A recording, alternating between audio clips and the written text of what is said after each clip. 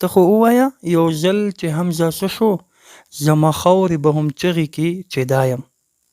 او چونکې خاطر افریدي خاوره هم د ورسره ځکه چې دی پکې ونستایو نو زه به داسې وایم چې زیاتی به خاطر افریدي یو شعر دی چې د هجران په شپه ډیوه په لاس کې راغله او خدای خبر چې چرته تله په لاس کې راغله او رقیبان خو دې اوس ټول راته رامخ شي چې یا راغې نو وسله په لاس کې راغله.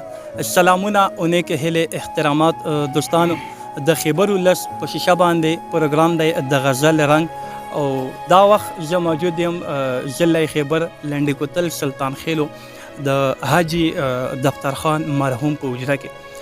کتونکو نن زموږ عید الاضحی ورځ ده، د اختر د خوشحالۍ ورځ ده. زموږ د خیبر ولس ټیم د طرفه تاسو څومره زموږ مینوال دي، هغه که زموږ په خپل ملک کې، هغه که موږ نورو ملکو کې څومره دا وخت موږ د کیمرې په سترګه باندې دا خلک موږ ویني، هغو ټولو ته د زړه د کومې نه ورته اختر د خوشحالۍ مبارکباد ورکوم. زموږ ز طرفه د تاسو اختر ډېر ډېر مبارک شي.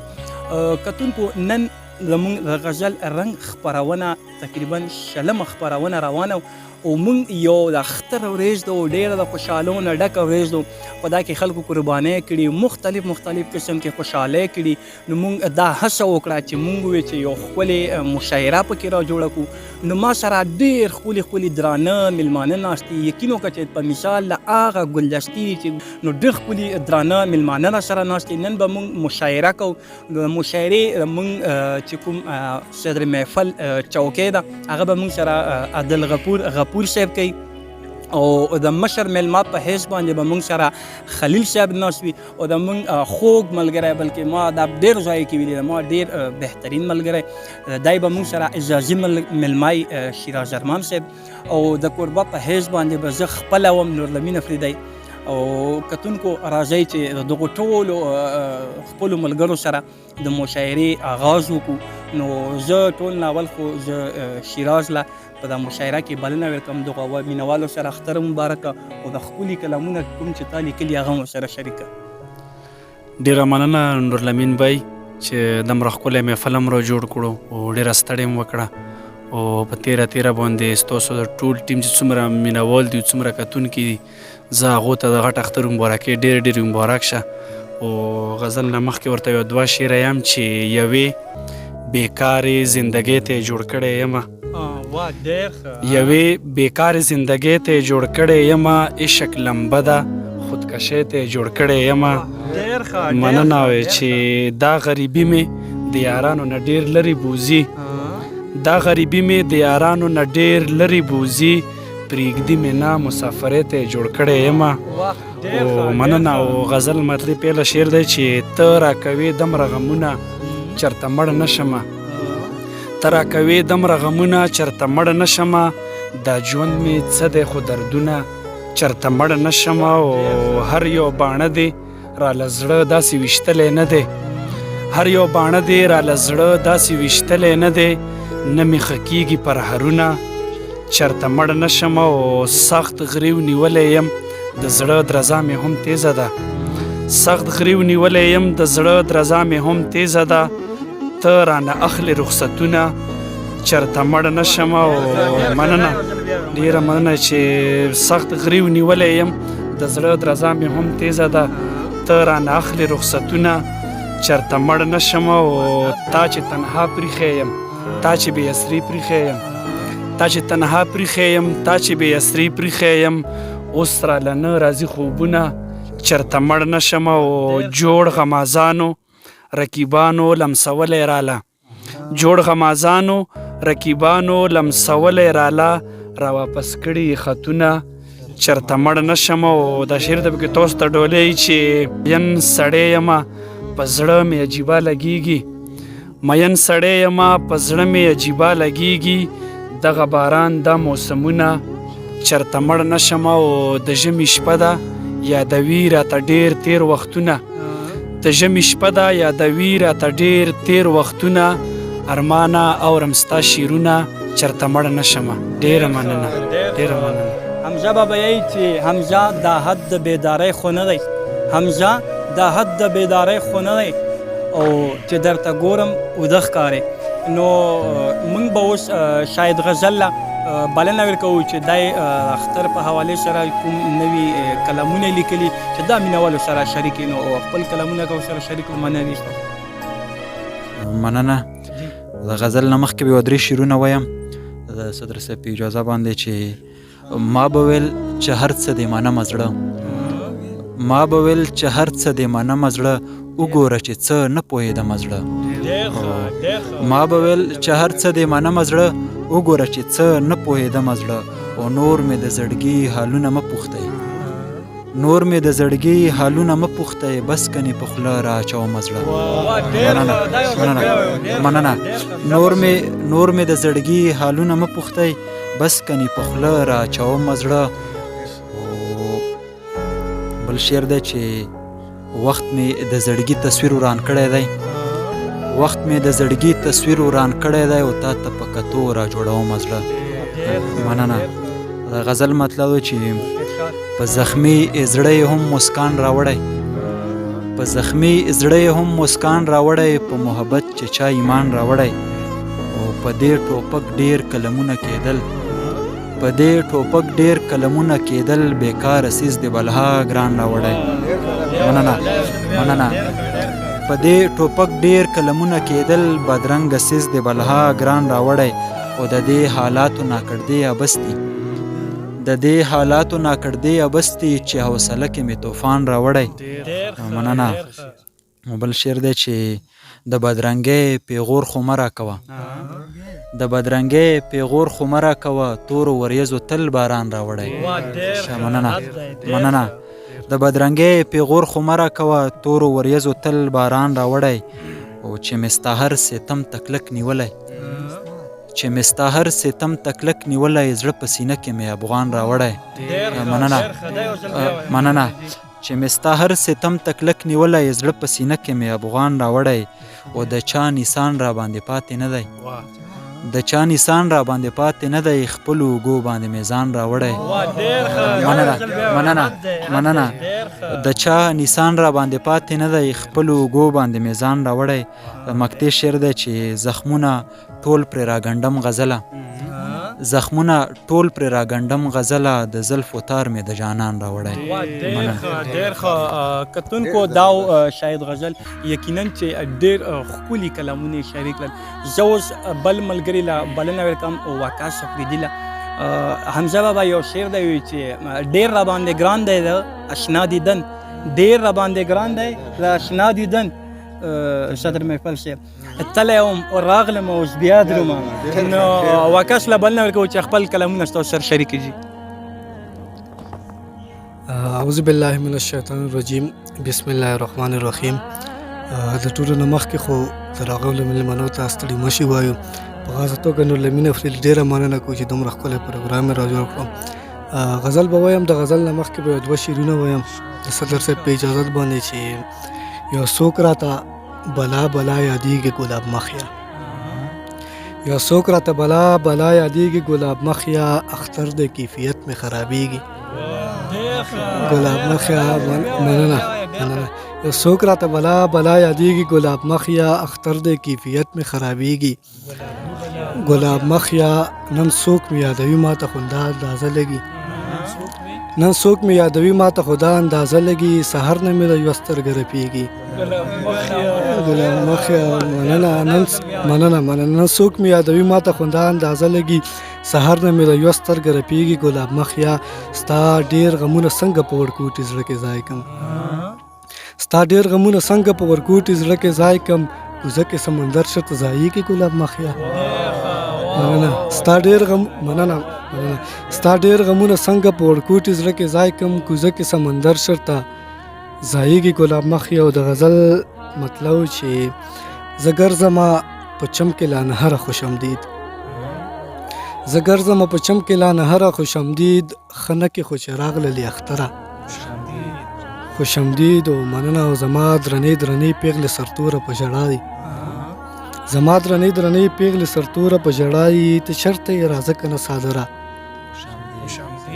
خوشمدید. او مننه. او بل شعر دی پکې چې زه ستا لارو ته ګورمه، د چا یاد زر راشه، زه ستا لارو ته ګورم د چا یاده زر راشه چې وژاړو په چغو تر سهاره خوشامدید مننه او ته ګوره یو ترسره نن تصویر ته داسې وایي ته ګوره یو ترسره نن تصویر ته داسې وایي اختر دی راځه که نه اختر دی مسافره خوشامدید مننه ته ګوره یو ترسره نن تصویر ته داسې وایي ته شرط یې اختر دی مسافره خوشامدید او مقطع شعر یې چې وکاس خو بیخي ستا ته وقف شوی یم لالیا وکاس خو بیخي ستا ته وقف شوی یم لالیا چې څنګه ظلم کولی شي دلبره خوشامدید ډېره مننه جی مینوالو دا وکاس ورور چې ډېر ښکلي کلامونه یې ستاسو سره شریک کړل زه اوس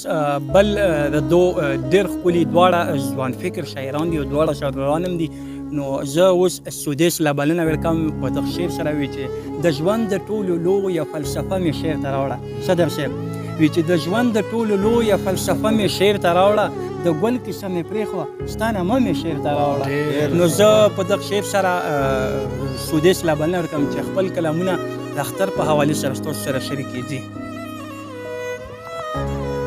بسم الله الرحمن الرحیم د ټول نه مخکې خو د خیبر ولس ټولو مینوالو ته د لوی اختر مبارکي وایم چې ډېر مو اختر مبارک شه. زه غزل ووایم د ټولو په اجازه د صدر صاحب په اجازه باندې د غزل نه مخکې درې شعرونه چې توبه مې وویسته توبه دې راله ماته کړله توبه مې وویسته توبه دې راله ماته کړله مینې د غره په شان سینه دې راله ماته کړله